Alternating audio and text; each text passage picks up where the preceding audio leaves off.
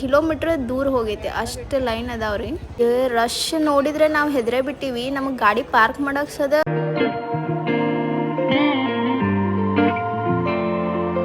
ಇವತ್ತು ವೈಕುಂಠ ಏಕಾದಶಿ ಐತೆ ಅಂತ ಹೇಳಿ ದೇವ್ರಿಗೆ ಹೋಗ್ಬೇಕಂತ ರೆಡಿಯಾಗಿ ಹೊಂಟೇವೆ ನೋಡ್ರಿ. ಹೊಂಟೀವಿ ದಾರಿ ಒಳಗರ ಇಷ್ಟು ಟ್ರಾಫಿಕ್ ಐತಿ. ಬೆಂಗಳೂರನ್ ಗಾಡಿಗಳೆಲ್ಲ ಇಲ್ಲೇ ಅದಾವೇನೋ ಅನ್ಸಿತ್ತು ನಮ್ಗೆ, ಅಷ್ಟು ಟ್ರಾಫಿಕ್ ಇತ್ತು. ನಾವು ಹೊಂಟಿದ್ವಿ JP ನಗರ್ ಒಳಗಿರೋ ದೇವರಿಗೆ. ಮಸ್ತ್ ಐತಿ ಅದು ಟೆಂಪಲ್, ಬಾಲಾಜಿ ಟೆಂಪಲ್ ನೋಡ್ರಿ. ಅದ್ಯಾಗ 2-3 ಗುಡಿ ಹತ್ತಿದ್ದು ನಮಗೆ.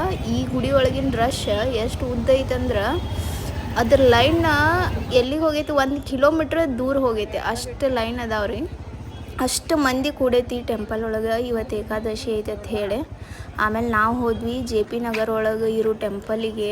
ಅಲ್ಲಿ ನೋಡ್ಬೇಕು ರಶ್ ನೋಡಿದ್ರೆ ನಾವು ಹೆದರೇ ಬಿಟ್ಟಿವಿ. ನಮಗೆ ಗಾಡಿ ಪಾರ್ಕ್ ಮಾಡಕ್ಕೆ ಸದ ಅಲ್ಲಿ ಜಾಗ ಇರಲಿಲ್ಲ, ಅಷ್ಟು ರಶ್ ಇತ್ತು. ಒಂದು 2-3 ಕಿಲೋಮೀಟ್ರ್ ಮಂದಿ ನಿಂತಿದ್ರೆ ಕ್ಯೂ ಒಳಗೆ. ನಾವು ದೂರಿಂತ್ರನ ಅಂದ್ಕೊಂಡ್ವಿ ಇನ್ನೇನು ನಮಗೆ ದರ್ಶನ ಆಗಂಗಿಲ್ಲ ಅಂತ ಹೇಳಿ. ಆ್ಯಕ್ಚುಲಿ ನಾವು ಹೋಗೋದೇ ಲೇಟ್ ಮಾಡಿ ಹೋಗಿದ್ವಿ 8 ಗಂಟೆಗೆ. ಮತ್ತು ದರ್ಶನಕ್ಕೆ ನಿತ್ರ ಲೇಟ್ ಆಕತ್ತೆ ಅಂತ ಹೇಳಿ ಅಂದ್ಕೊಂಡು ಅಲ್ಲೇ ಹೊರಗಿಂದ ಒಂದು ನಮಸ್ಕಾರ ಹಾಕಿದ್ವಿ. ಹಾಕಿ ಅಲ್ಲೇ ಒಂದು ಸ್ಕ್ರೀನ್ ಹಾಕಿದ್ರೆ ಒಳಗೆ ಮಂಗಳಾರತಿ ಅದು ಹೆಂಗೆ ಆಗತ್ತೈತಿ ಅಂಥೇಳಿ ಎಲ್ಲ ತೋರ್ಸಾಕತ್ತಿದ್ರು ಹೊರಗೆ.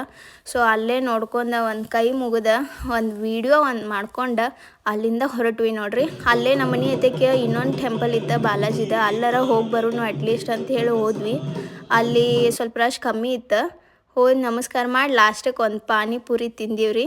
ಮಸ್ತ್ ಸಿಗ್ತೈತಿ ಇಲ್ಲಿ ಪಾನಿಪುರಿ. ಹುಳಿ ಮಾವು ಒಳಗೆ ಯಾರು ಇದ್ರೆ ವಿಸಿಟ್ ಮಾಡ್ಬೋದು. ಇಷ್ಟ ಆತು ನೋಡ್ರಿ ನಮ್ದು.